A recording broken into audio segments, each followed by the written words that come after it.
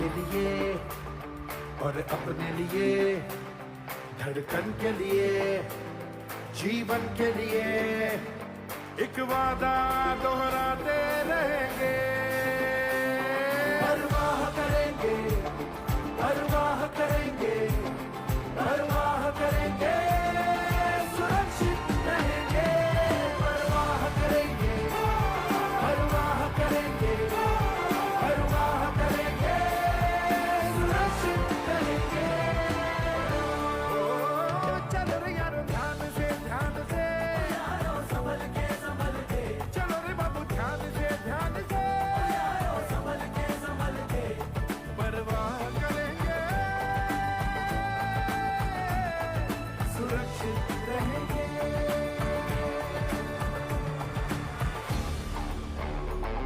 सांसों के लिए, बचपन के लिए, आशा के लिए, सपनों के लिए एक वादा दोहराते रहेंगे।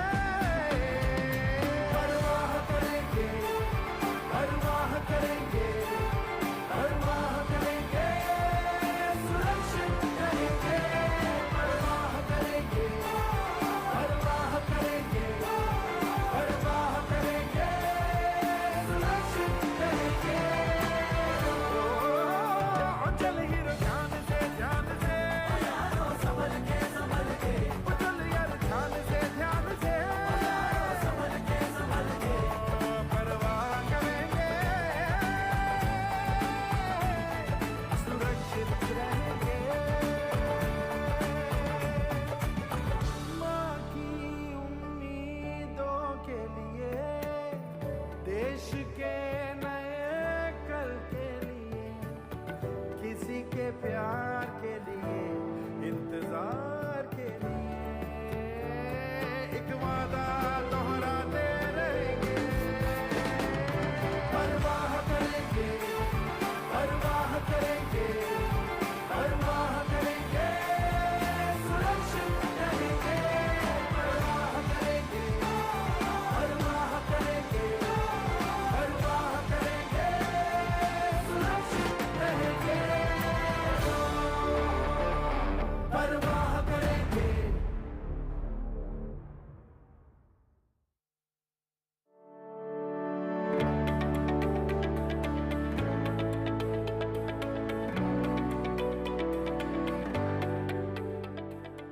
(2025) marks the 40th year of Indira Gandhi National Open University's existence.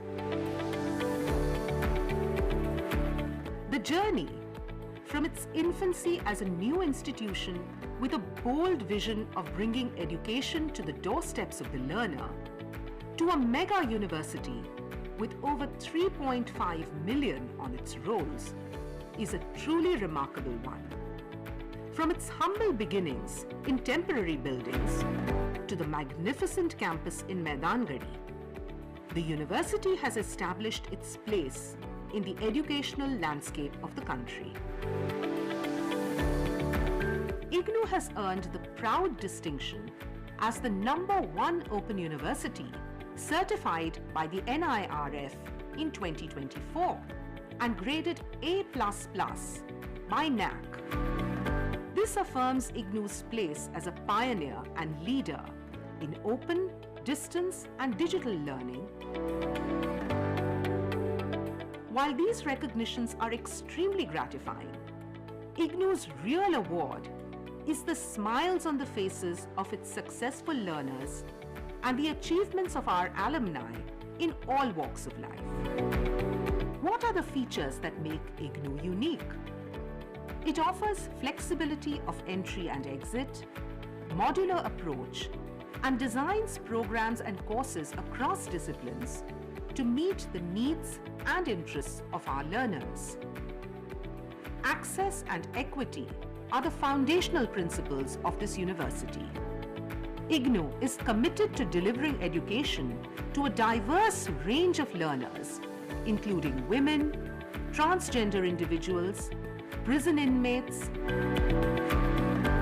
persons with disabilities, Agniveers, persons from socially disadvantaged communities, and lifelong learners from all walks of life. IGNOU operates throughout the length and breadth of the nation via a robust network of 69 regional centers and more than 2,000 learner support centers. We also have a strong international presence through our 25 overseas study centers across 15 nations. Initiatives like E-Vidya Bharati scheme of the Government of India are offered in 21 African countries and Afghanistan. IGNOU has established a significant international footprint.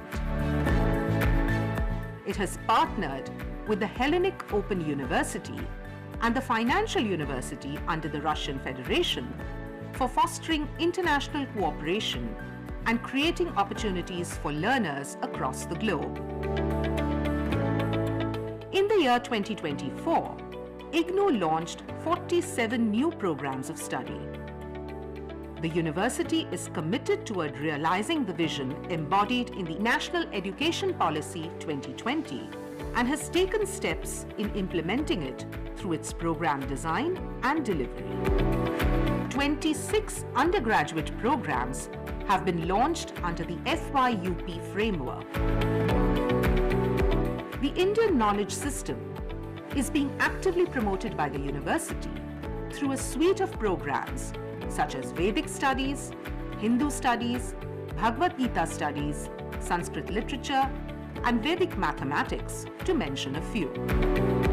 IGNOU has a robust research program and conducts pre-PhD coursework on campus for PhD scholars, offering scholarships to meritorious students. IGNOU's teachers and academics are also engaged in conducting cutting-edge research and contributing to knowledge creation. The popularity and reach of IGNOU's programs is evident in its enrollment figures. Nearly 14 lakh learners in 2024, making it a major contributor to the gross enrollment ratio of the country. More than half are women learners. This bears testimony to IGNOU's role as an important agent of women's education and empowerment. Similarly, over 1 lakh learners are from the scheduled caste and scheduled tribe communities, and over 4,000 are persons with disabilities. Technology-enabled learning is one of IGNOU's most powerful tools for delivering higher education effectively to such vast numbers.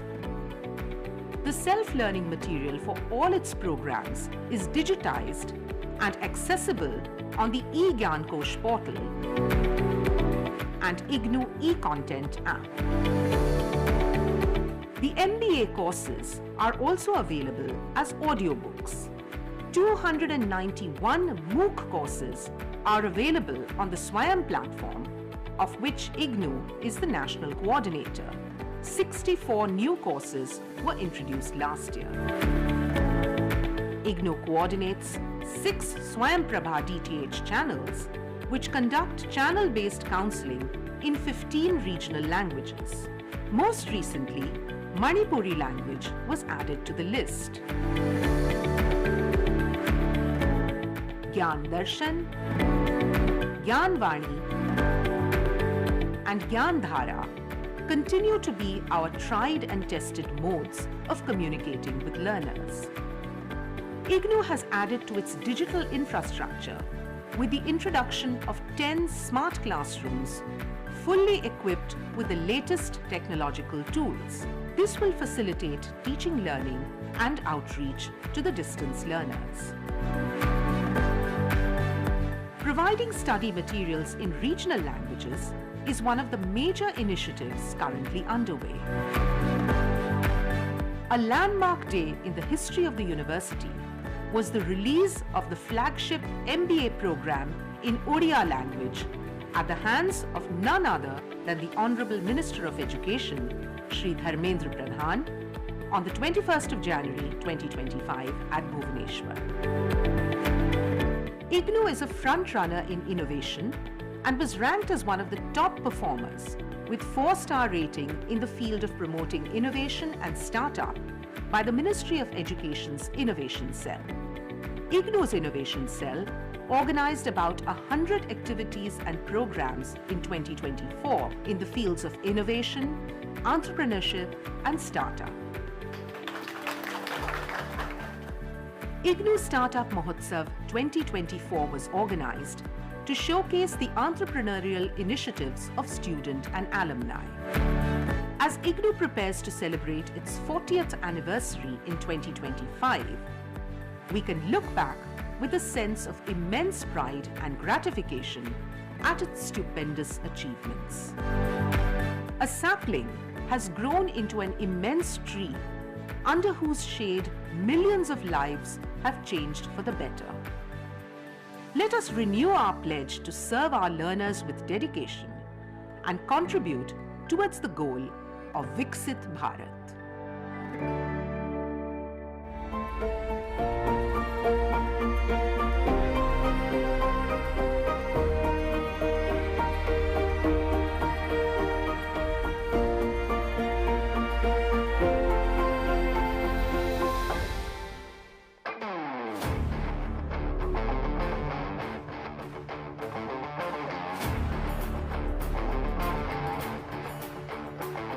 अपनों के लिए और अपने लिए, धड़कन के लिए, जीवन के लिए एक वादा दोहराते रहेंगे। परवाह करेंगे, परवाह करेंगे, परवाह करेंगे, सुरक्षित रहेंगे। परवाह करेंगे, परवाह करेंगे, परवाह करेंगे, सुरक्षित रहेंगे। ओ चल रे यारो ध्यान से, ध्यान से, यारो संभल के, संभल के, चलो रे बाबू ध्यान से, ध्यान से, यारो संभल के, संभल के, परवाह करेंगे, सुरक्षित रहेंगे।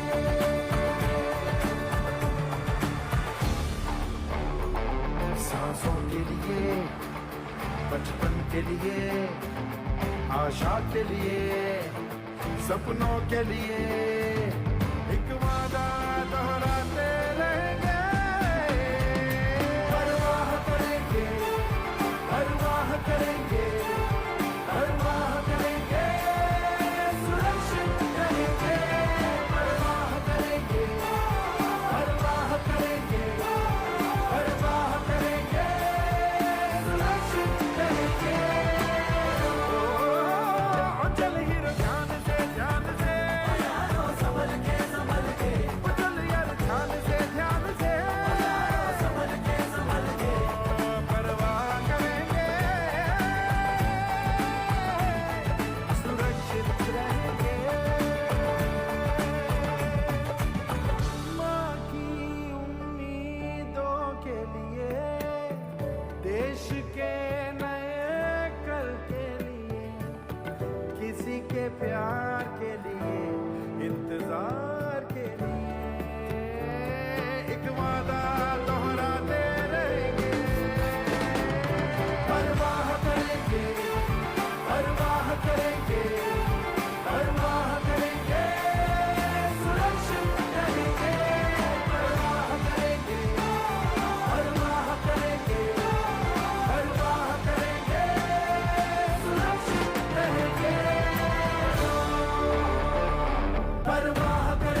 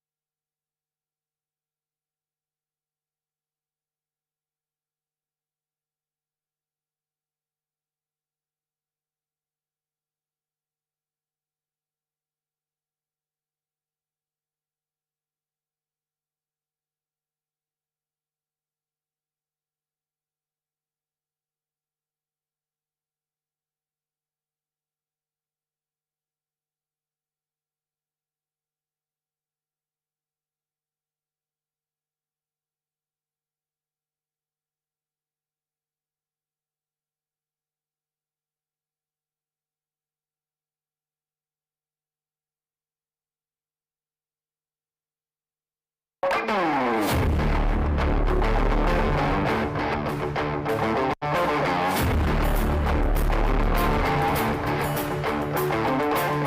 के लिए और अपने लिए, धड़कन के लिए, जीवन के लिए एक वादा दोहराते रहेंगे।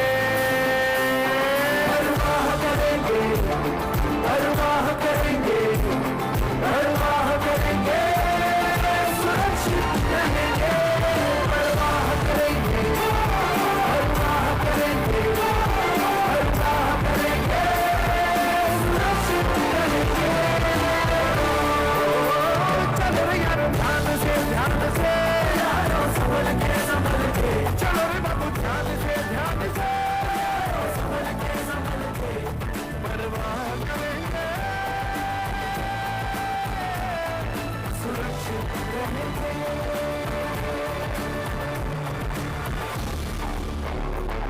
सांसों के लिए, बचपन के लिए, आशा के लिए, सपनों के लिए एक वादा दोहराते रहेंगे। परवाह करेंगे, परवाह करेंगे, परवाह करेंगे, सुरक्षित रहेंगे। परवाह करेंगे, परवाह करेंगे, परवाह करेंगे, सुरक्षित रहेंगे। चलेंगे ध्यान से, ध्यान से, यारो संभल के, चल यार ध्यान से, ध्यान से, यारो संभल के, परवाह करेंगे, सुरक्षित रहेंगे। माँ की उम्मीदों के लिए, देश के नए कल के लिए, किसी के प्यार के लिए, इंतजार के लिए एक वादा दोहराते रहेंगे। परवाह करेंगे, परवाह करेंगे, परवाह करेंगे, सुरक्षित रहेंगे। परवाह करेंगे, परवाह करेंगे, परवाह करेंगे, सुरक्षित रहेंगे।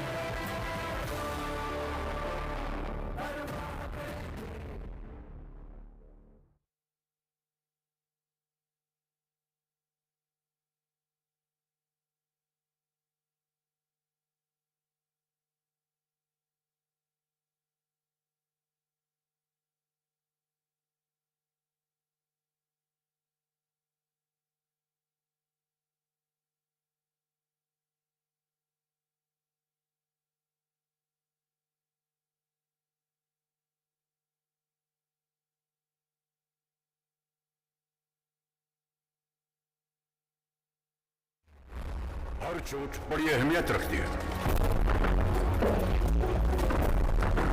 कभी वो जंग के मैदान में दी गई कुर्बानी, कभी वो कुछ नया ईजाद करने की निशानी है। वो सबूत है कि कैसे खेल के मैदान में कोई घायल डटा हुआ था। वो गवाह है कि किसी बाढ़ग्रस्त इलाके में कोई जिंदगियां बचाने में जुटा था। समझ आता है इससे जान की बाजी लगाना, और नहीं समझ आता बेवजह सड़क दुर्घटना में जान गंवाना। तो आइए शपथ लें, नहीं खाएंगे लापरवाही और गैर जिम्मेदारी से भरी एक चोट, जिसका कोई सम्मान न कर पाए, जो एक मिसाल न बन पाए, क्योंकि हर सांस एक तोहफा है, एक बीट और धड़कन अनमोल है। इनकी अहमियत नहीं भुलाएंगे, बेमतलब सड़क पर जान की बाजी नहीं लगाएंगे।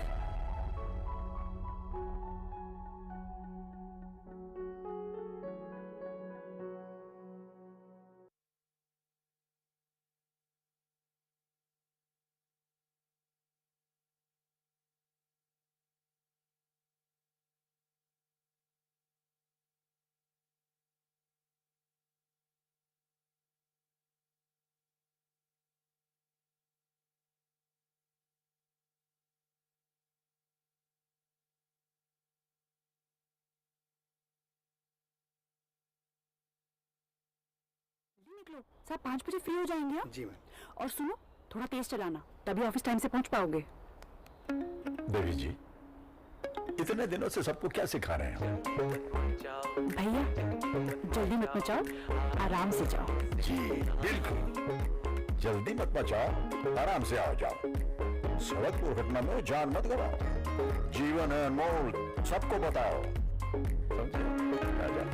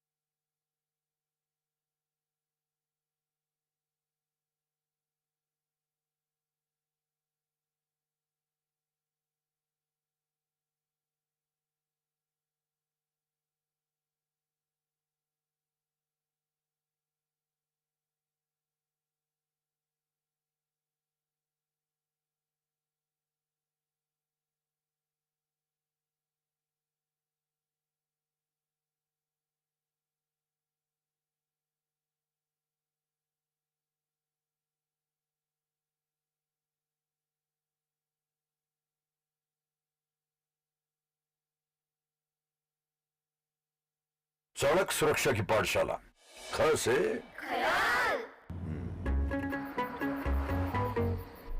सड़क सुरक्षा के लिए जितना ख्याल नियम कानून का रखना जरूरी है, उतना ही जरूरी है अपनी गाड़ी का ख्याल रखना। क्योंकि यूं तो लगता है कि सामने से 2 पहिया चला आ रहा है, पर है असल में 4 पहिया। इसीलिए अपनी गाड़ी को फिट फाट कंडीशन में रखिए, इनकी तरह नहीं। अरे रुकिए रुकिए रुकिए रुकिए, अरे बच्चन साहब, आपकी गाड़ी की एक आंख तो बंद है, जरा ध्यान रखिएगा इसका। हाँ हाँ, और आप भी अपनी गाड़ी के ब्रेक्स, टायर्स, लाइट्स, इंडिकेटर्स वगैरह फिट फाट कंडीशन में रखिए। गाड़ी की समय समय से सर्विसिंग करवाते रहिए। बच्चन साहब, हाँ, एक सेल्फी। पहले जाके अपनी आंख तो ठीक करवाइए। ओ यस यस, हाँ सर। तो याद रहेगा ना, गाड़ी का हमेशा रखना है ख्याल। भैया अगर जान गए तो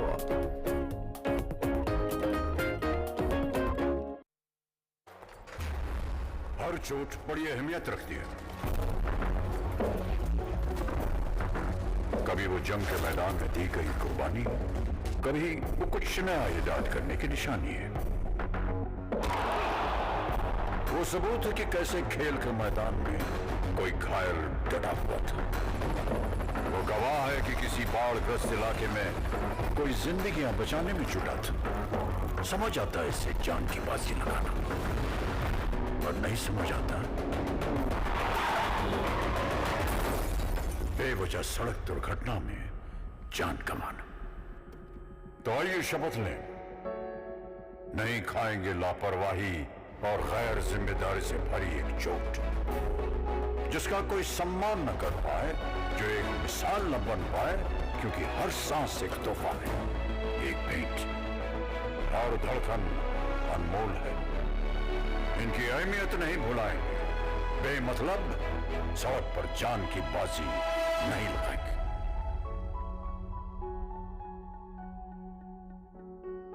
जल्दी निकलो, साहब 5 बजे फ्री हो जाएंगे आप? जी मैम। और सुनो, थोड़ा तेज चलाना, तभी ऑफिस टाइम से पहुंच पाओगे।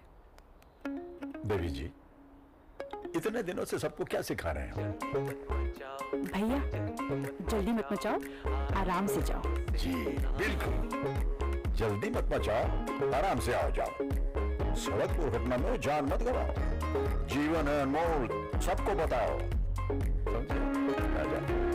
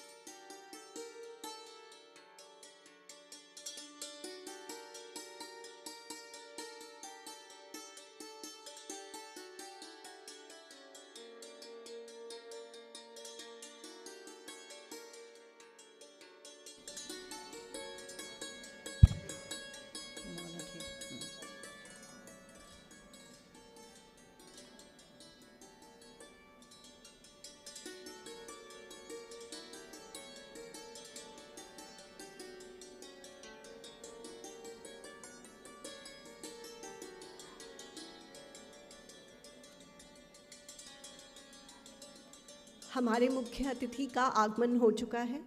जल्द ही वे सभागार में हम सबके साथ उपस्थित होंगे।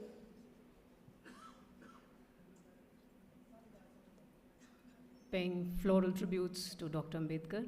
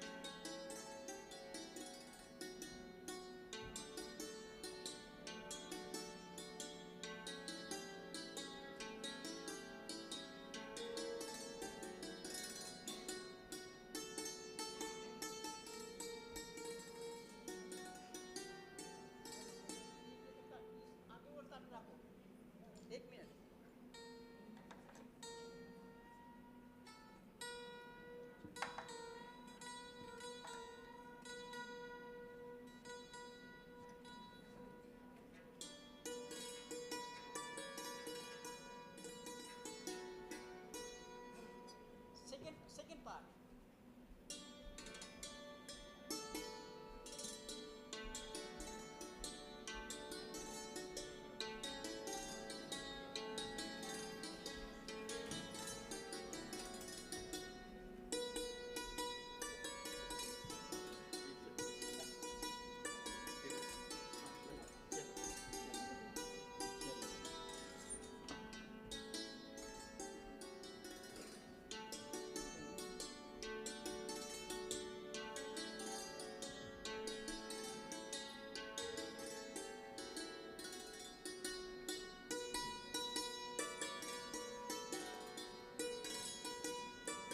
नमस्कार, मैं डॉक्टर विजेता बनवारी और मेरी सहयोगी डॉक्टर मोनिका मिश्रा इंदिरा गांधी राष्ट्रीय मुक्त विश्वविद्यालय की ओर से आप सभी का 30वें जी राम रेड्डी स्मृति व्याख्यान में हार्दिक स्वागत और अभिनंदन करते हैं। प्रत्येक वर्ष विश्वविद्यालय अपने संस्थापक कुलपति प्रोफेसर जी राम रेड्डी जी की पुण्य स्मृति में एक विशेष व्याख्यान का आयोजन करता है। प्रोफेसर जी राम रेड्डी एक महान दूरदर्शी शिक्षाविद थे, जिन्होंने शिक्षा को सीमाओं से परे ले जाकर दूरस्थ शिक्षा की एक सशक्त परिकल्पना को साकार किया। उन्हें दूरस्थ शिक्षा का जनक भी माना जाता है। आज का यह अवसर उन्हें श्रद्धांजलि अर्पित करने के माध्यम के साथ साथ उनके विचारों, सिद्धांतों और समर्पण से प्रेरणा ग्रहण करने का एक महत्वपूर्ण क्षण भी है। इस अवसर पर विभिन्न क्षेत्रों के प्रख्यात विद्वानों को आमंत्रित किया जाता है, जो अपने विचारों एवं अनुभवों से हम सभी को प्रेरित करते हैं। हमारे लिए यह अत्यंत गौरव और हर्ष का विषय है कि आज हमारे मध्य माननीय श्री सुमन बेरी जी, उपाध्यक्ष नीति आयोग, भारत सरकार, मुख्य अतिथि के रूप में उपस्थित हैं। उनकी गरिमामयी उपस्थिति के लिए हृदय से आभार व्यक्त करते हुए इग्नू परिवार उनका स्वागत एवं अभिनंदन करता है। हमारा यह सौभाग्य है कि आज के विशेष अवसर पर हमारे मध्य श्रीमती प्रमिला रेड्डी जी भी उपस्थित हैं। हम आपका सादर स्वागत एवं विनम्र अभिनंदन करते हैं। आज का यह व्याख्यान प्रोफेसर जी राम रेड्डी के असाधारण योगदान, दूरदृष्टि तथा प्रेरक व्यक्तित्व को श्रद्धांजलि अर्पित करने का हमारा एक विनम्र प्रयास है। Namaskar. I feel privileged to warmly welcome all present here on behalf of the Indira Gandhi National Open University to celebrate the 30th Professor G. Ram Reddy Memorial Lecture. The lecture series is being organized as a tribute to the remarkable services of Professor G. Ram Reddy, the founder Vice Chancellor of Indira Gandhi National Open University and the founder of modern, open and distance learning in India. The Memorial Lecture Series was established by the university in 1996 and is held annually on July 2nd. We welcome all the dignitaries present with us today, our renowned speaker of the day, Shri Suman Berry, Vice Chairperson, Niti Aayog, Government of India, and respected Srimati Pramila Reddy, Honorable Vice Chancellor of Indira Gandhi National Open University, Professor Uma Kanjilal, and Professor Jiten Srivastav, Chairperson of the Organizing Committee. I also extend a warm welcome to all our colleagues at the headquarters, as well as at the regional centers, and to all our learners and viewers who have joined us on various platforms, including television channel Gyan Darshan, radio channel Gyan Vani, Gyan Dhara, Facebook, YouTube, and other social media platforms, and also on Swayam Prabha channels 11 to 16. The program is being broadcast live to all our regional centers across India and overseas partner institutes. Professor G. Ram Reddy, a legendary educationist and the architect of distance education in India, served as the first Vice Chancellor of IGNOU from 1985 to 1989. He was also the founding Vice Chancellor of the first Open University in India, the Dr. B.R. Ambedkar Open University in Hyderabad in 1982. He was the Vice President of the Commonwealth of Learning, Vancouver, Canada, apart from being Chairperson of UGC and Chairperson of the Indian Council of Social Science Research. He envisioned the various modalities of this mega university, which has now made a mark worldwide under the proficient leadership of our former Vice Chancellors and the present Vice Chancellor, Professor Uma Kanjilal. We begin today's program with the University Kulgeet. I request everyone to stand for the Kulgeet. यह जन जन का विश्वविद्यालय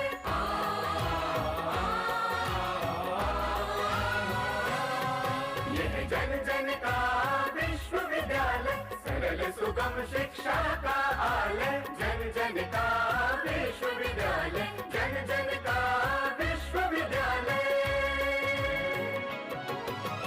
ज्योत जलाए ज्ञान की स्वाध्याय की अनुसंधान की राह दिखाए वंचितों को शिक्षा के अधिकार की ना उम्र का कोई बंधन ना बंदिश परिधि की घर घर है बना शिक्षा का देवालय यह जन जन का विश्वविद्यालय जन जन का विश्वविद्यालय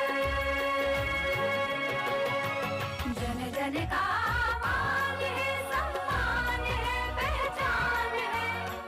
जन का मान सम्मान पहचान है राष्ट्र का आह्वान है वरदान है अभिमान है राष्ट्र का आह्वान वरदान अभिमान है सर्वसुलभ सर्वोत्तम शिक्षा का है वादा मुक्त और दूरस्थ शिक्षा का महान यह जन जन का विश्वविद्यालय जन जन का विश्वविद्यालय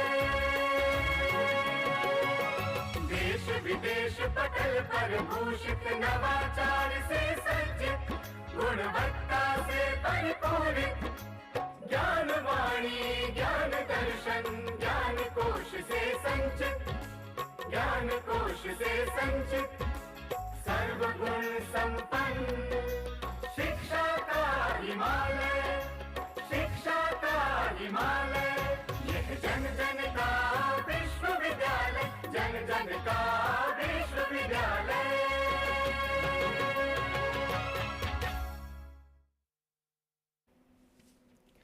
हर शुभ कार्य से पहले दीप प्रज्वलन की परंपरा हमारी संस्कृति का अभिन्न हिस्सा है। मैं मंच पर आसीन गणमान्य विद्वज्जन से अनुरोध करती हूँ कि दीप प्रज्वलित कर और प्रोफेसर जी राम रेड्डी को पुष्पांजलि अर्पित कर इस आयोजन का शुभारंभ करें। मैं श्रीमती प्रमिला रेड्डी जी से भी आग्रह करती हूँ कि वे दीप प्रज्वलन के लिए मंच पर आएं।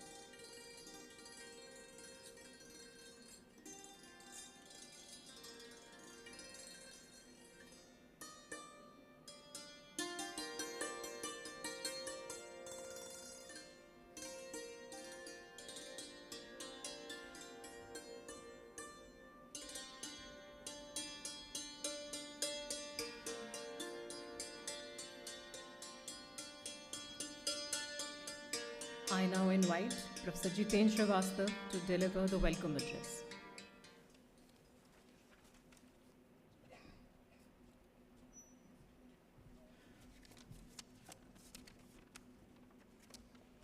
नमस्कार।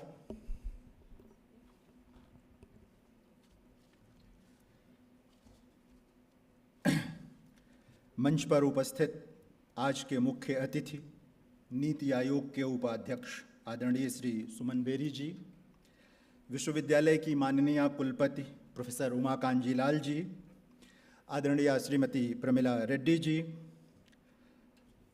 क्षेत्रीय केंद्रों, अध्ययन केंद्रों, अंतर्राष्ट्रीय केंद्रों पर और यहाँ सभागार में उपस्थित देवियों और सज्जनों, 30वें प्रोफेसर जी राम रेड्डी स्मृति व्याख्यान के इस महत्वपूर्ण अवसर पर मैं आप सबका अभिवादन और अभिनंदन करता हूँ।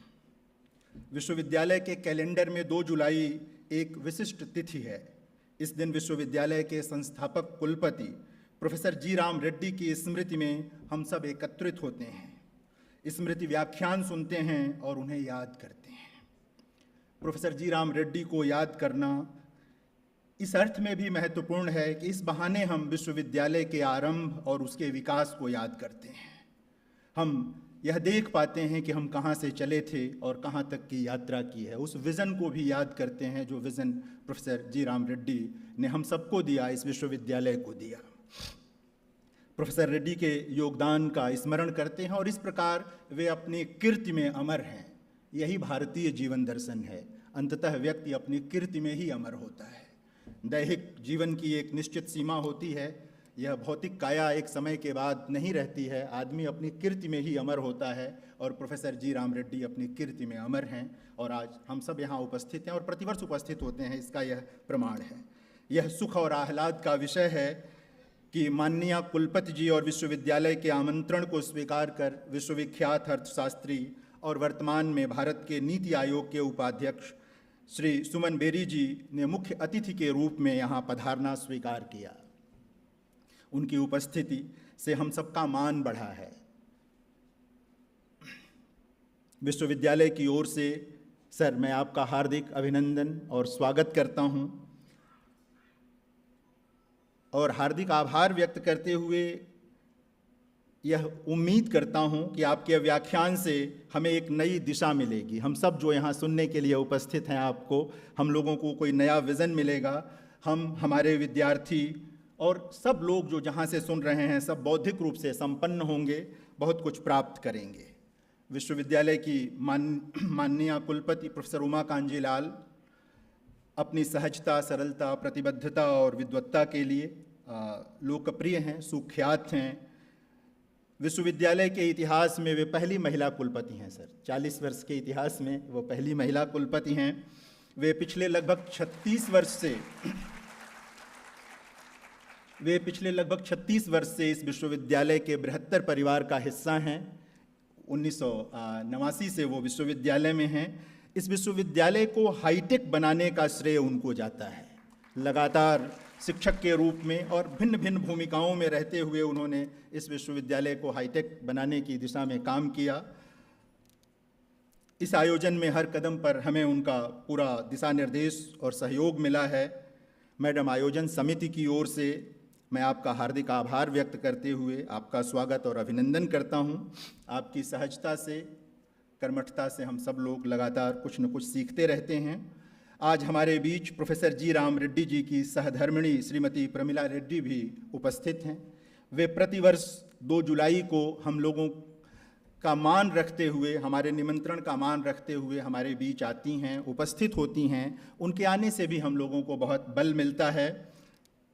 विश्वविद्यालय परिवार स्वयं को सम्मानित महसूस करता है। मैडम, हम सब आपके आभारी हैं, आपका स्वागत करते हैं। इस वर्ष उनके साथ उनकी सुपुत्री भी आई हुई हैं। मैं उनका भी स्वागत और अभिनंदन करता हूं। मैं स्वागत करता हूं आप सबका जो यहाँ उपस्थित हैं और जो ज्ञान दर्शन, स्वयं प्रभा और हमारे सभी सोशल मीडिया माध्यमों के जरिए हमसे जुड़े हैं। आप सबका स्वागत और अभिनंदन है। I also welcome our overseas partners on this occasion. पुनः पुनः स्वागत, आभार, अभिनंदन।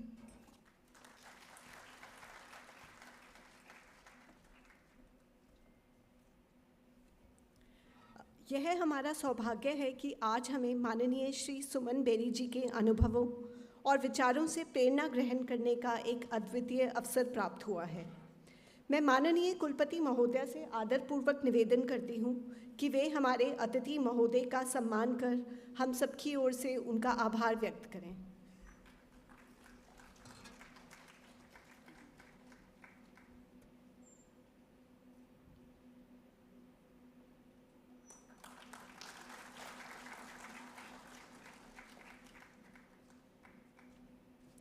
साथ ही मैं प्रोफेसर लक्ष्मण जी से भी निवेदन करती हूँ कि वे मंच पर आएं। उन्होंने एक बहुत ही सुंदर पोर्ट्रेट तैयार किया है जो आज हम अपने अतिथियों को भेंट करेंगे।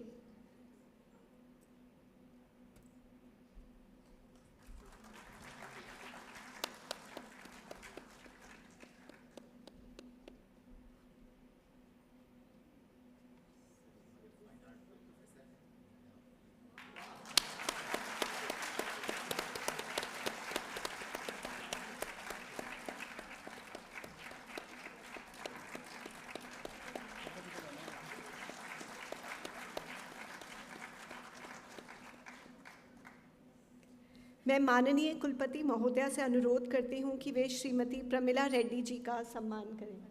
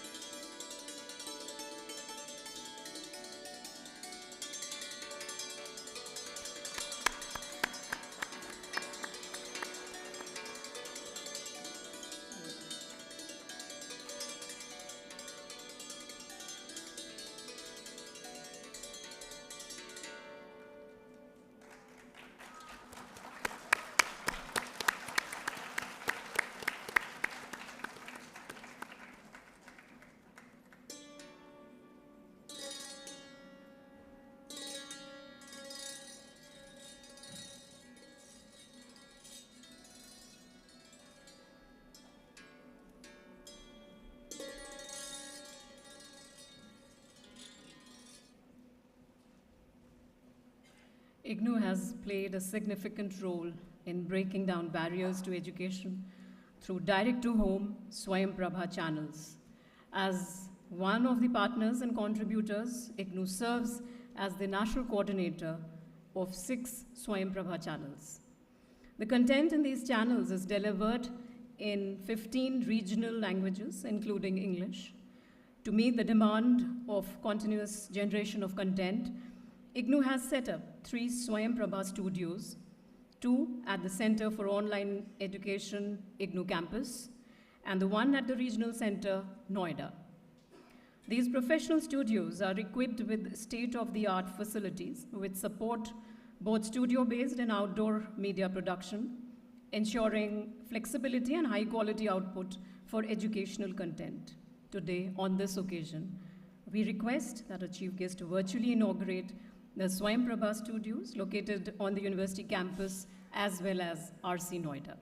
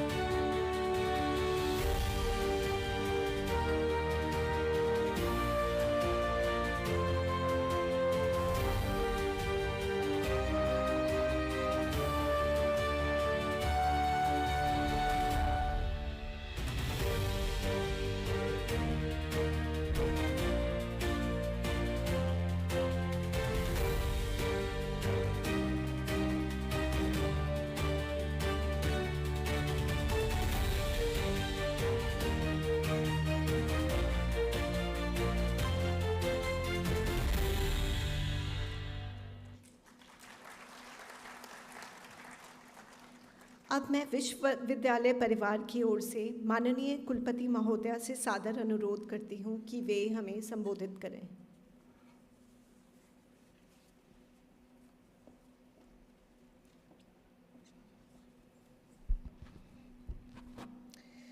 Respected Chief Guest of the event, Shri Suman Beri ji, Vice Chairman Niti Aayog, Srimati Pamela Reddy, wife of late Professor G. Ram Reddy, Srimati Gaddam Jyoti, daughter of Professor Ram Reddy, esteemed guests, my colleagues from IGNOU, students, and the entire IGNOU fraternity who have joined here physically or through virtual mode, good evening to all of you.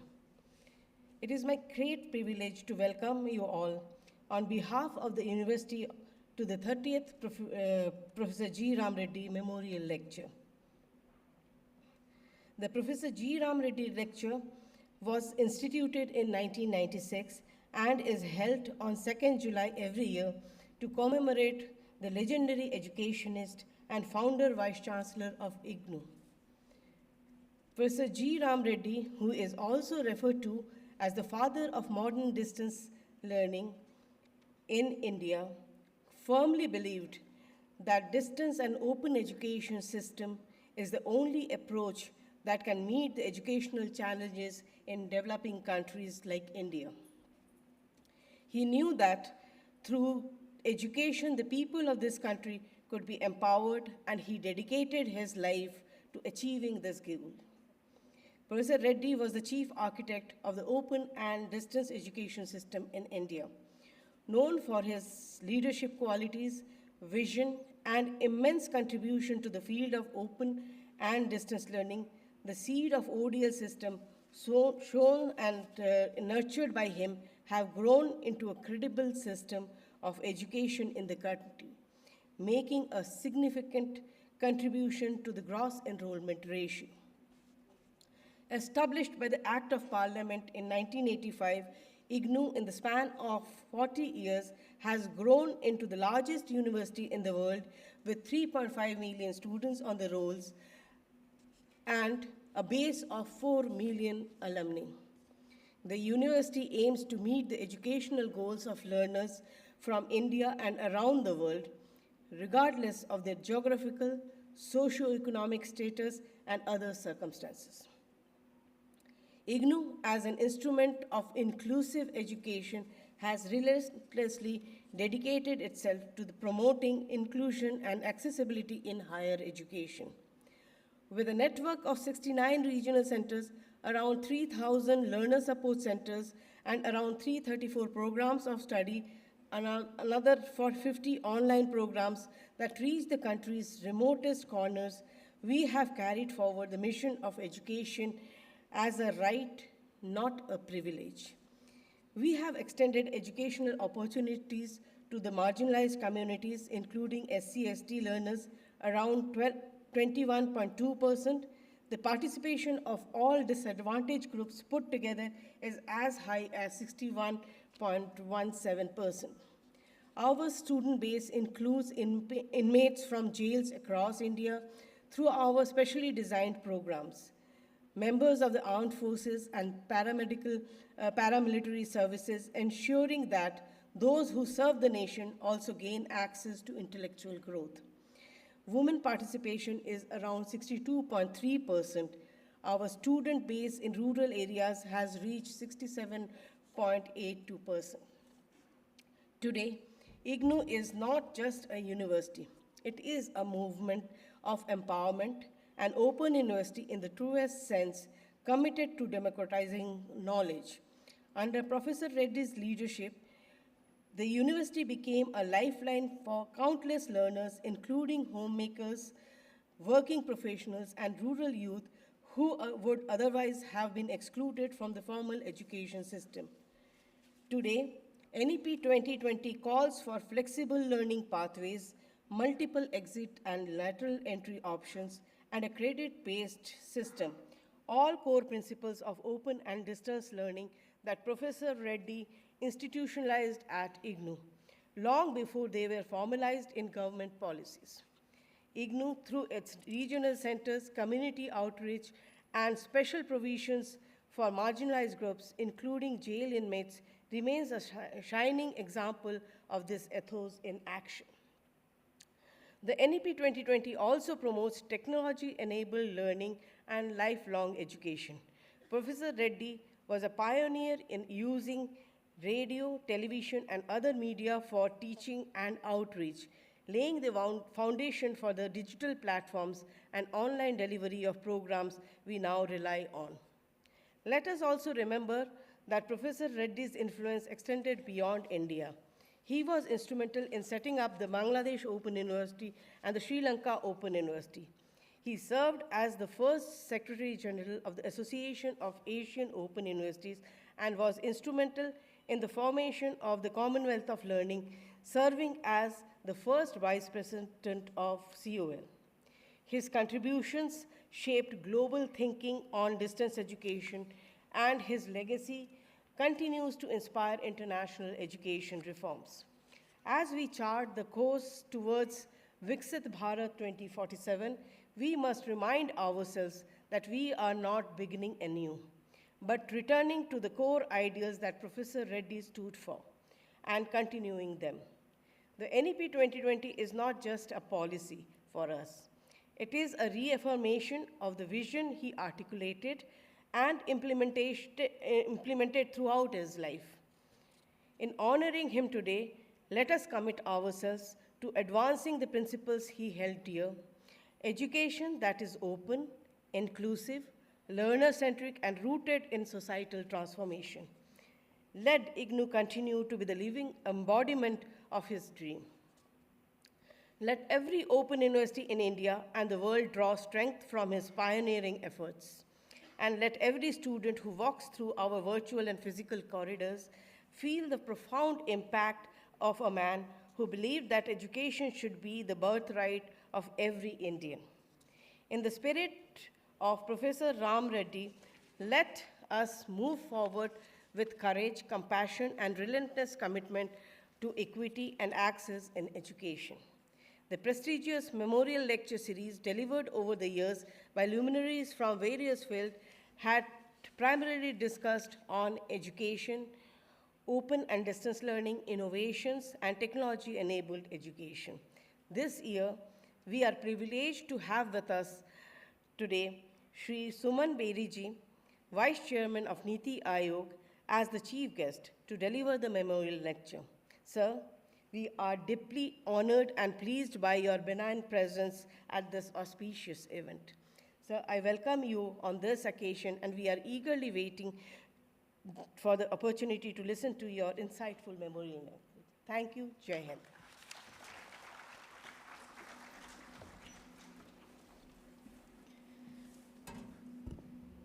बहुत बहुत धन्यवाद madam.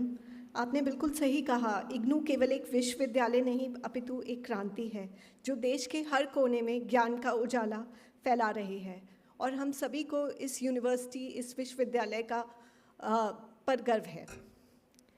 जैसा कि हम सभी जानते हैं, professor जी राम रेड्डी जी ने अपने अद्वितीय दृष्टिकोण और निस्वार्थ समर्पण से शिक्षा जगत को एक नई दिशा दी। उनके योगदानों को स्मरण करने और उनके प्रेरक जीवन से कुछ सीख लेने के उद्देश्य से अब हम उनके व्यक्तित्व और उपलब्धियों पर आधारित एक लघु चलचित्र प्रस्तुत करने जा रहे हैं।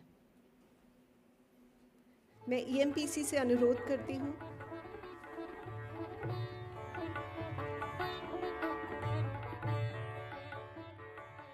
Education is the key to empowerment and a democratizing force that can transform the lives of millions, playing a crucial role in economic development.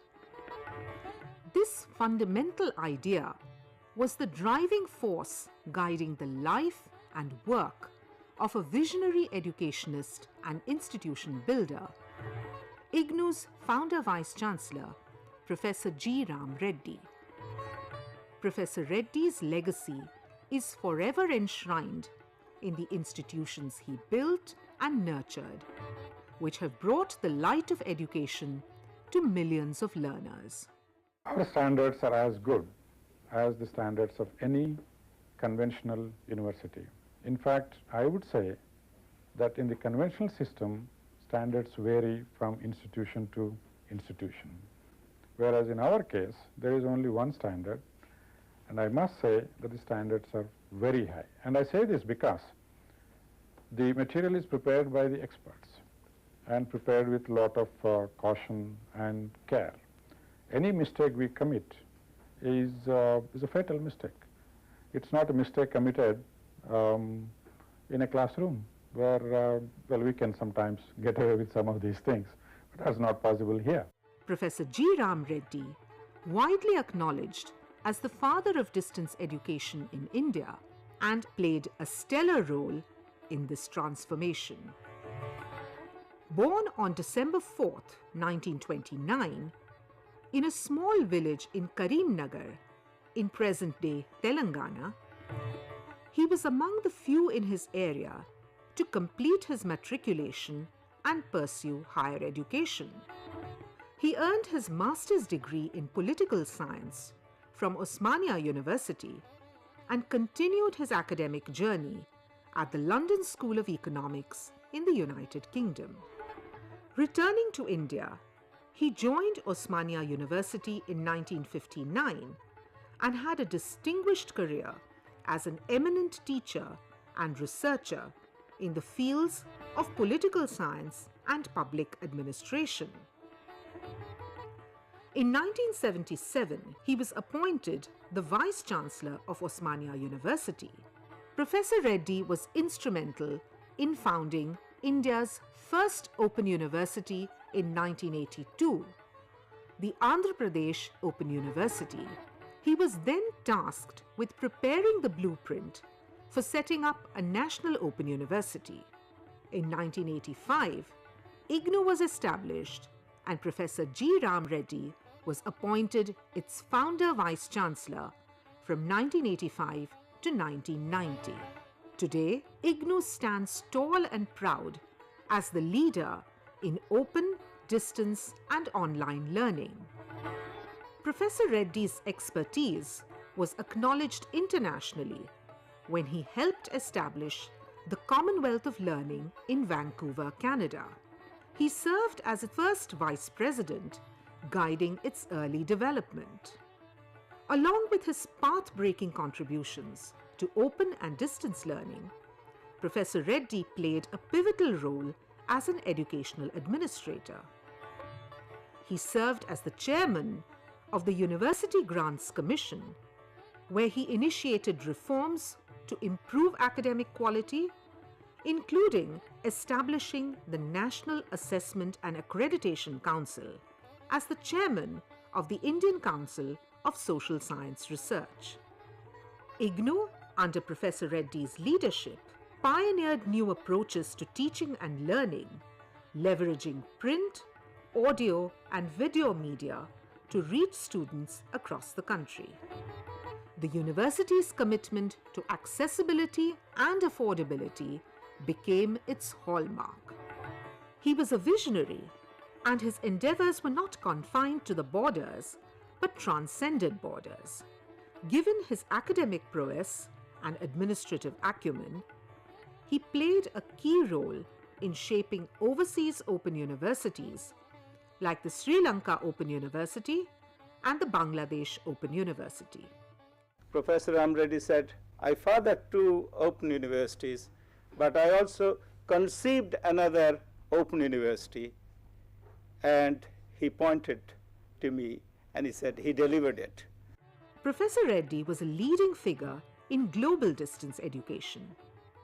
He was the first Secretary General of the Association of Asian Open Universities and an active member of the International Council for Distance Education, ICDE.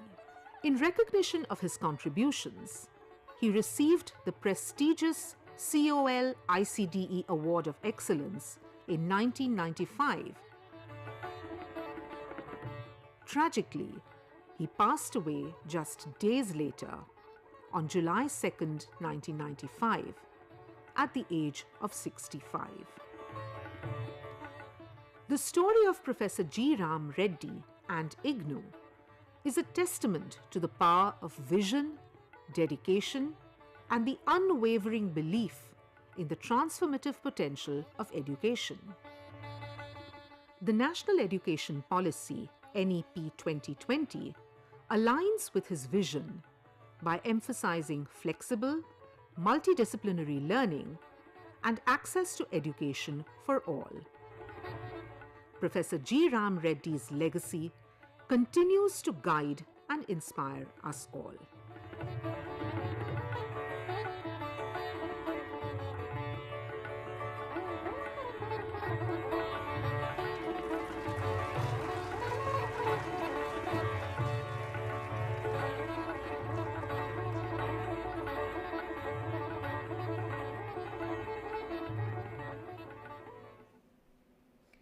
We feel fortunate and honored to have with us Shri Suman Berry, Vice Chairperson, Niti Aayog, Government of India, to deliver the 30th Professor G. Ram Reddy Memorial Lecture. Shri Suman Berry has been the Vice Chairperson of Niti Aayog since May 1, 2022. He holds a master's degree in public affairs from Princeton University's School of Public and International Affairs and an undergraduate degree in philosophy, politics, and economics from Magdalen College, University of Oxford. At the time of his appointment, Shri Berry was a global fellow in the Asia program of the Woodrow Wilson International Center for Scholars in Washington, D.C., and a non-resident fellow at Bruegel, an economic policy research institution in Brussels. From early 2012 till mid-2016, Shri Berry was Royal Dutch Shell's global chief economist based in The Hague. Before his appointment at Shell, Shri Berry served as Director General of the National Council of Applied Economic Research, New Delhi. During his decade-long tenure as the head of NCAER, Shri Berry served as a member of the Prime Minister's Economic Advisory Council, India's Statistical Commission, and the Reserve Bank of India's Technical Advisory Committee on Monetary Policy. Before joining NCAER, Shri Berry was with the World Bank in Washington, D.C., where he was part of the Young Professional Program. His career at the World Bank spanned research on financial sector development and country policy and strategy, with a notable focus on Latin America and the Caribbean. His experience in the financial sector reform in Latin America led to an appointment as special consultant to the governor of the Reserve Bank of India between 1992 and 1994. I invite Shri Berry to deliver the 30th Professor G. Ram Reddy Memorial Lecture on building a future-ready workforce, education, skills, and the digital transition.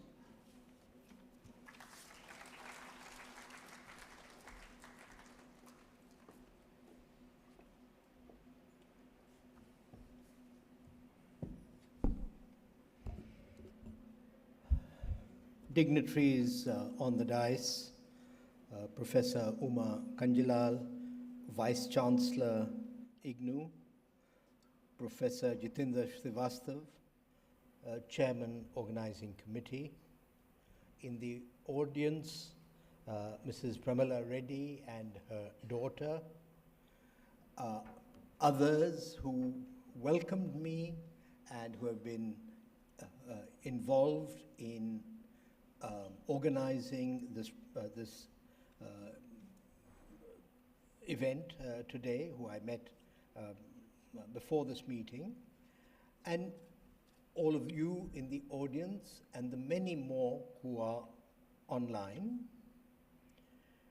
It's my honor to deliver the 30th G. Ram Reddy Memorial Lecture, and I mean this seriously. I really am very pleased to have been invited by IGNOU to participate in this event. To see is to believe, and even in 15 minutes over tea before coming to this hall, and in the remarks that have been made, the sheer enormity, scale, and ambition of what Professor Reddy began in the mid-80s has become home to me. Professor Reddy was a visionary educationist and a pioneering architect of distance education in India, and I think that the film we have just seen probably does only scant justice to the energy and drive and vision that has resulted in where we are today. He laid the institutional and intellectual foundations for democratizing higher education, making it accessible to millions previously excluded due to geographical, economic, or social constraints. His leadership at both IGNOU and the UGC reflected an unwavering commitment to inclusivity, innovation, and lifelong learning, and his legacy continues to inspire us and India's pursuit of equitable and flexible pathways to education for all. Sri Srivastav did, mention insight. I'm not sure that I will provide much insight. I do want to just make 2 points. One is that each country, and India is a large country, has its own pathway for people who seek university education. Now, in the United States, a very important moment was the Second World War, now, 8 years ago, because it resulted in a piece of legislation called the GI Bill, which subsidized, and we've heard about the outreach to our armed forces, it subsidized college education. But the very insightful management theorist, Peter Drucker, makes the point, and I think it's worth reflecting on India today, that before the Second World War, even if the GI Bill had been available, there probably wouldn't have been enough take-up because, as it were, the need for university education was really in the kind of economy that evolved in the United States after the Second World War. Now, in India, for better or for worse, I think it's fair to say that the desire for university education was really initially driven by, as it were, the pursuit of government jobs. And so the mass democratization of university education, which was anticipated by Sri Reddy, really in some ways is coming into its own in the kind of India that we are today and the kind of India that we aspire to become through Honorable Prime Minister's Viksit Bharat vision. Just another, anecdote, maybe it'll reveal my age, but it was mentioned that my university education, my college education, if you like, was in the UK. And I remember in 1969, when in Milton Keynes, the Open University was created. I don't know what its antecedents were, but I think it's impressive that from, the Open University opening its doors in 69, that we already had IGNOU by 1985. So, just to put this in some historical context, the topic I've chosen is building a future-ready workforce, education, skills, and the digital transition. While I do not consider myself a labor economist, as it was indicated when I was at the World Bank, and the reason for my coming to the Reserve Bank was much more in finance, what I can say is that labor and employment have assumed central importance in national policy now, particularly in the context of the Prime Minister's vision of Amrit Kal, which is the period that we're in right now. Given India's abundant and increasingly skilled human resources, what economists would call development of human capital, the prominence of better livelihoods based on rising labor productivity must today lie at the core of any strategy for our future national development. And I'm contrasting this with the challenges of earlier decades, which were much more focused on alleviating hunger or raising investment rates, or, frankly, at the time of independence, bringing a nation together, because it was partly British India, partly princely states. So this is the challenge of this decade, and certainly the next decade, probably all the way to 2047. Now, drawing upon the work of colleagues at Niti Aayog, let me just highlight some key findings from national data sources. These include recent rounds of the periodic labor force survey, which has now accelerated. This is a survey conducted by the National Statistics Organization, but also research from think tanks such as Delhi's Center for Social and Economic Progress and Bangalore's Azim Premji universities. I will underline some definitional issues that matter, especially in a country where youth and women are aggressively investing in building their own human capital, and also reflect on what this means for the broader goal of Viksit Bharat. And what are those larger goals? Honorable Prime Minister, as you would expect, he's not interested in economic growth as an end in itself. he is interested in a modern society and what are the goals of a modern society.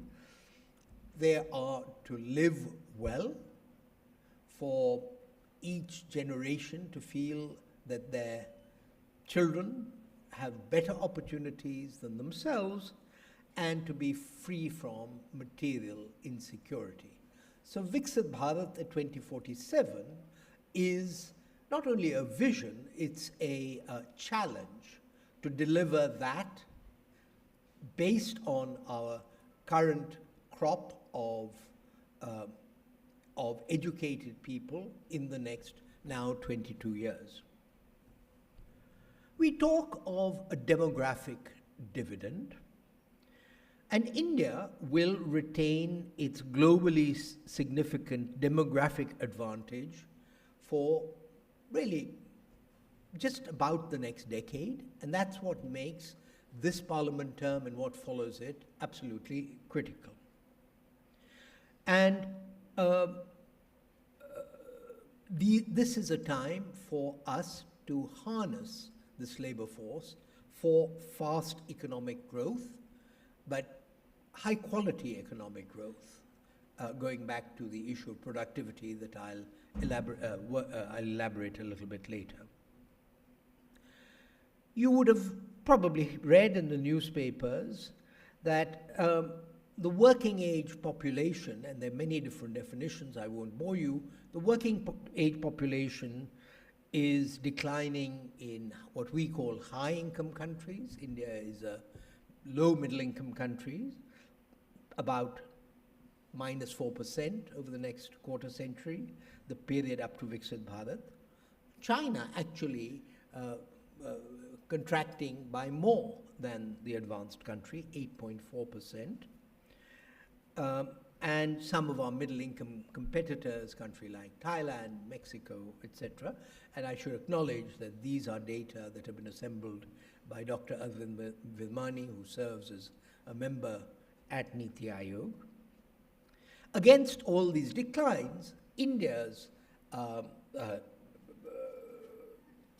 working age population will rise by 4 percentage points. Now we get into somewhat tricky area when we try and distinguish skill levels, but Dr. Virmani has thought a lot about this, and by 2050, India is projected to have 238 million medium-skilled workers, which by then will be more than the number in China, and 250 million high-skilled workers, surpassing that of China. And so this demographic shift positions India to lead in lower skilled segments until 2030, medium skilled sectors from then on, and hopefully high skilled domains beyond 2046. Honorable Prime Minister has articulated a vision, as I mentioned, of India becoming a modern economy by 2047, but before that, India is expected to become the world's third largest economy at market exchange rates, even by 2030. We're between 4 and 5 right now, but the IMF thinks that in the course of this year, we will become the 4th largest economy. An approach paper, which is available online by Niti Aayog, estimates that by 2047, India can become, in those prices, a $30 trillion US dollar economy with a per capita income of $18,000.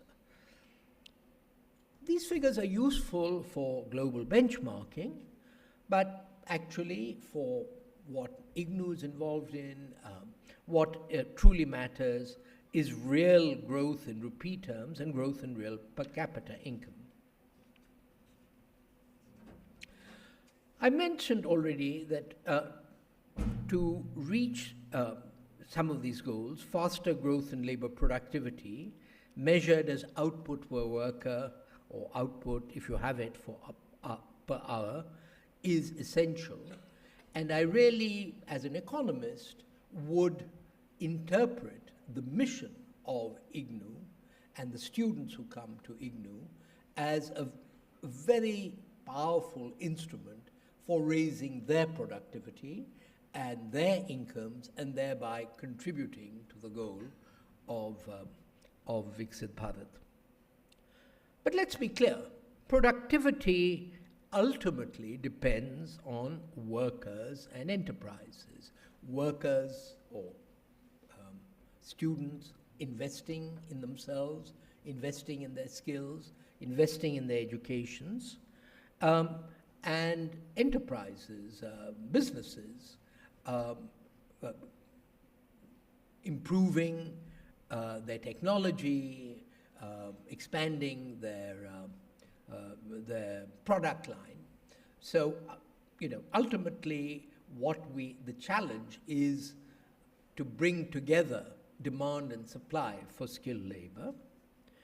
But governments do play a pivotal role, and I would say not primarily at the central level, or not only at the central level, very much at the state level as well, through coherent and reinforcing policies. The Nobel laureate Paul Krugman famously noted, productivity isn't everything, but in the long run, it's almost everything. It is the foundation of real incomes and living standards. As internal price structures differ from country to country, international comparisons of output and income, and therefore productivity, are best done using a metric or a scale that we call purchasing power parity. And according to numbers available from the last update of purchasing power parity done by the World Bank in 2021, an American worker in 2020 was 9 times more productive than an Indian worker across the board. Okay, I'm not talking about skilled workers, across the board. And it would not surprise you then that real living standards in the United States are 9 times those of India.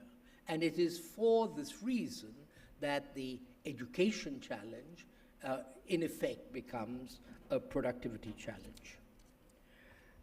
China managed to double its labor productivity in the decade prior to 2020. India's past performance has been respectable, but we must now raise our ambitions. And let me say that when we're talking of 1/5 of humanity and a larger part of the global labor force, it would not be surprising that India's trajectory, and in the past and possibly in the future, has been somewhat unusual or idiosyncratic. If you were to compare it with the East Asian examples of Japan, Korea, most recently China, and also the smaller countries of Southeast Asia, the movement in India in employment away from agriculture has been gradual, and this is also true in output, but particularly in employment. 44% of our labor force is still engaged in agriculture. And whereas East Asia pursued rapid industrialization through manufacturing-led exports, India's integration into the global economy has been driven predominantly by services, ranging from IT exports to now the growth of global capability centers, which are in a sense exports, but they're exports that take place from India's own territory. Government policy has been a powerful catalyst for change.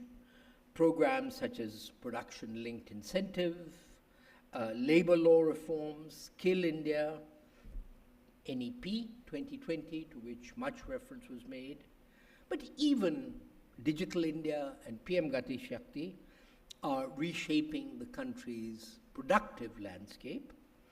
And state governments, as I mentioned, are playing a vital role by investing in skilling, modernizing agriculture, developing industrial corridors, and fostering services-led urban growth. So even if we have our idiosyncrasies, there is still much we should and must learn from international experience. And as you know, and as my reference to PM Gati Shakti would have reminded us, East Asia, certainly China, but also the other countries of East Asia, they underscore the importance of infrastructure development, in their case, linked to an export-oriented strategy. I would say in the case of India, because we are a large market, to actually raise productivity through integration of our domestic market. Germany's medium-scale sector calls itself the Mittelstand, and it offers valuable insights into the role of vocational training and support for small and particularly medium enterprises in closing gaps. The Nordic countries exemplify the benefits of inclusive labor policies, while the US and Japan illustrate how investments in research and development, alongside the promotion of digital adoption among smaller firms, can sustain productivity growth. Now, I had talked of the digital transition or have provided that in my title. Let me just turn to that.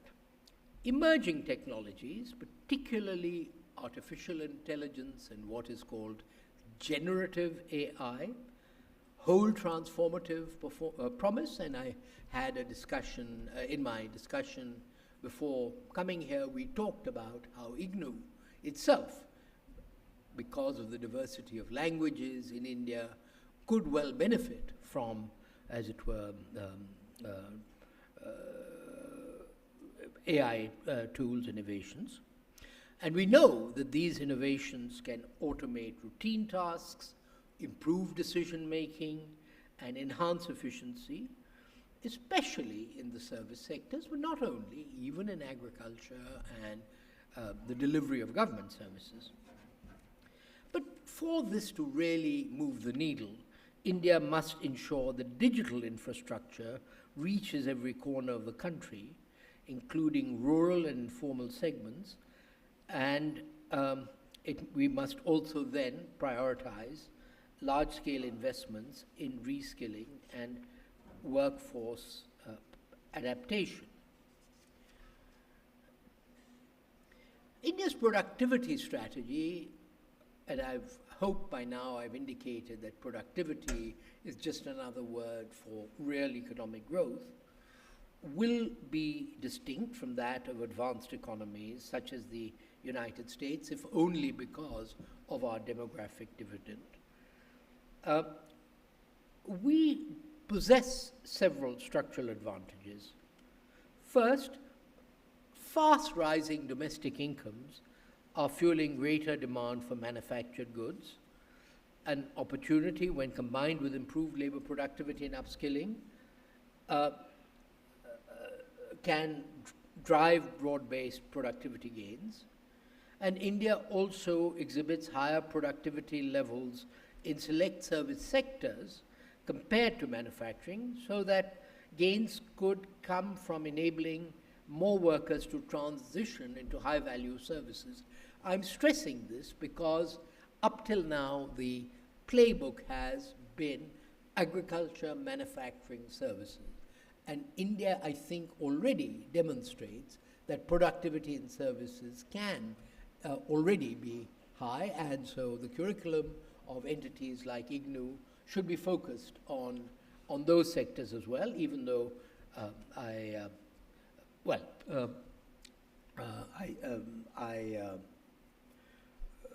I'm more aware of what you do on the degree side rather than the vocational side. Let me just here stress what Honorable Prime Minister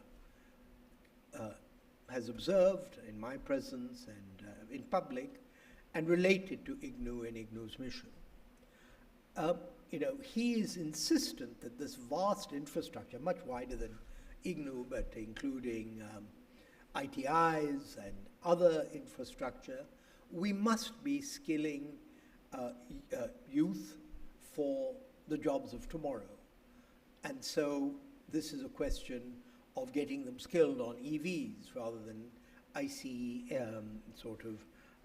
technology.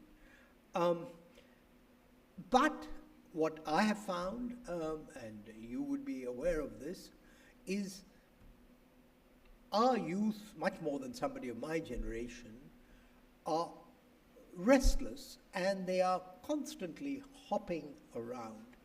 And so, as I think is the case, but will be much more than even today, we must have opportunities for lifelong learning, and a structure for that, which is anticipated in the NEP.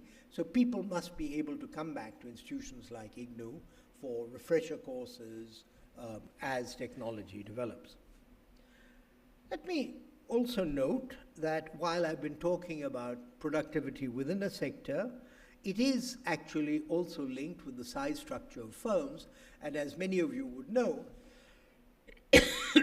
we have very competitive, large enterprises, but lots of tiny MSMEs.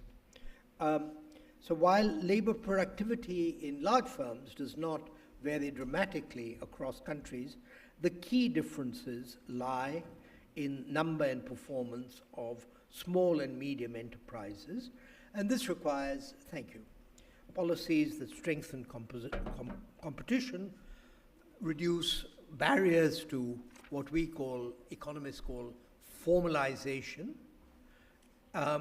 and eliminate regulatory distortions that encourage formality, like the need to register if your head count is greater than 50 employees or something like that. And finally, you would know, and it's obvious, that there are huge regional differences in productivity, and it's not easy to know how to solve these. At the moment, we have a lot of temporary migration from northern states to southern states. In the United States, a lot of the increase in productivity after the war was with labor moving wholesale from the southern states to places like Chicago. And whether that'll happen in India, I don't know, but it is an opportunity to raise national productivity. Gender inclusion must remain central to this broader productivity and employment agenda. And here, I think a lot of the leadership has actually come from the private sector, the NGO sector, just as by way of examples, not necessarily the most important. The JSW Skill School offers industry-centric courses such as beauty therapy, computer literacy, that specifically target youth and women. NGO initiatives like those by the Satya Shakti Foundation and Amuja Foundation provide trade and soft skills, on-the-job training, and career counseling. So we're talking of an enormous spectrum that goes from degree and diploma course to specific skilling, but all with the idea of harnessing and harvesting this crucial decade, this Amrit Kal.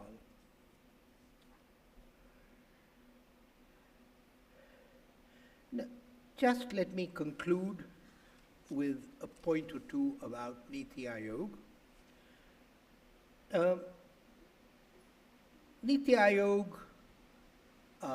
operates at the national level with the skill ministry, the education ministry, but I would say that increasingly we see the action being at the level of the states. And much of what needs to happen from now on is going to be in the States, strengthening skill ecosystems, empowering women and youth, and fostering innovation across what we call aspirational districts. I think our states are and will be the laboratories of reform, and maybe there's the possibility of some kind of informal alliance between IGNOU and NITI Aayog as ways of channeling best practice and perhaps assimilating best practice. If there's an opportunity there, we would be glad to look at that.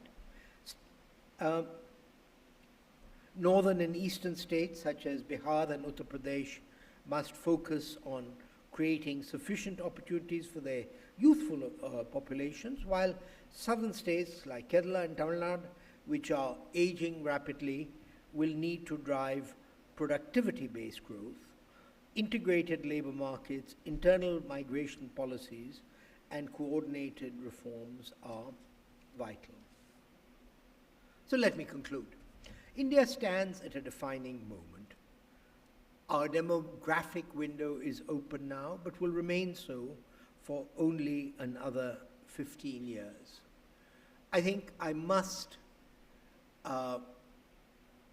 reinforce what Honorable Prime Minister has said, which is that India is at heart an optimistic society, it is an ambitious society, it is an entrepreneurial society, and it is his view that government in many ways has suffocated many of these entrepreneurial instincts, and that is why he's such a supporter of our Atal Innovation Mission, the Atal Incubation Labs.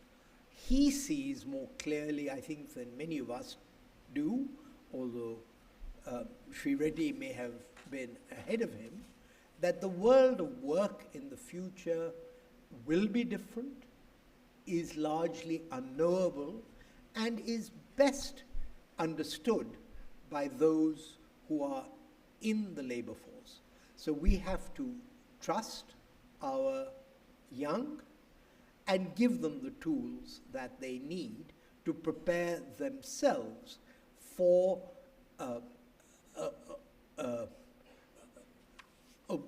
an employment landscape which will transform itself in unimaginable ways. I am very pleased and pleased that IGNOU exists to support that, and honored to have had the opportunity to deliver this address. Thank you all.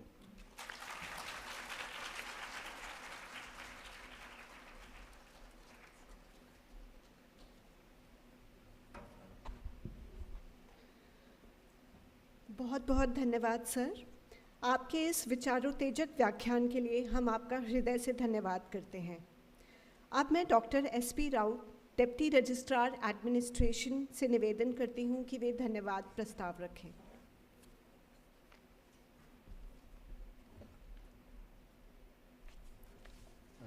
Good evening, everyone. It is my distinct honor and privilege to deliver this vote of thanks on behalf of the university for today's lecture. At the outset, we would like to express our deepest gratitude to our esteemed chief guest, Sri Suman Beriji, Vice Chairman, NITI Aayog, Government of India, for gracing us with his presence and for delivering such an insightful and inspiring address on building a future-ready workforce, education skills, and digital transition. Your words have truly enlightened and motivated us all. We extend our sincere gratitude to Mrs. Reddy ma'am, who graced the occasion and consented to come and attend the event all the way from Hyderabad. We extend our sincere appreciation to Honorable Vice Chancellor of IGNOU, Professor Uma Kanjilal ma'am, for guiding us in every possible way. Our heartfelt thanks go to Professor Jitendra Srivastav sir, Chairperson of the Organizing Committee, for his meticulous planning and dedication in organizing this event. The seamless execution and attention to details are truly commendable. We are also immensely grateful to the chairperson and members of all the committees for their generous support, without which this would not have been possible. The commitment and efforts are highly appreciated. A special thanks to the sign language interpreters, Sri Ashish Gehloji and Sri Dev Malikji, for their assistance. They have always supported the university when called for. My sincere gratitude to the staff of RSD, NCDS, EMPC, PIU, COE, CMD, Horticulture Cell, General Admin, Security Cell, International Division, etc., who worked behind the scene for making this event a successful. Last but not the least, we would like to thank each and every one of you, directors and HODs, our esteemed audience present online, offline, students, faculties, staff of the university, for your enthusiastic participation and keen interest. Your presence has made this event a grand success. As we conclude this lecture, we leave today not just with new knowledge, but with a renewed sense of purpose and excitement for what lies ahead. We look forward to seeing the positive ripple effect of this gathering. Thank you for being a part of this memorable journey. Thank you.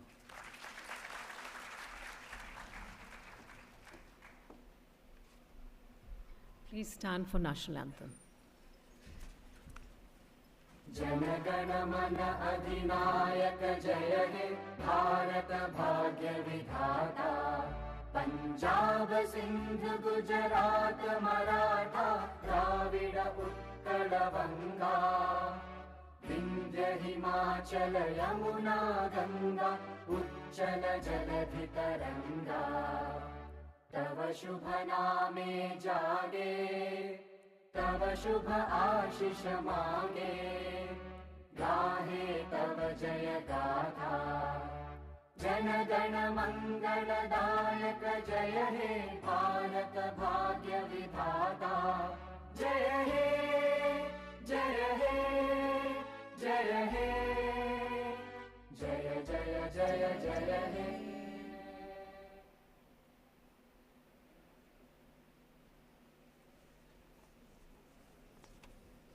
High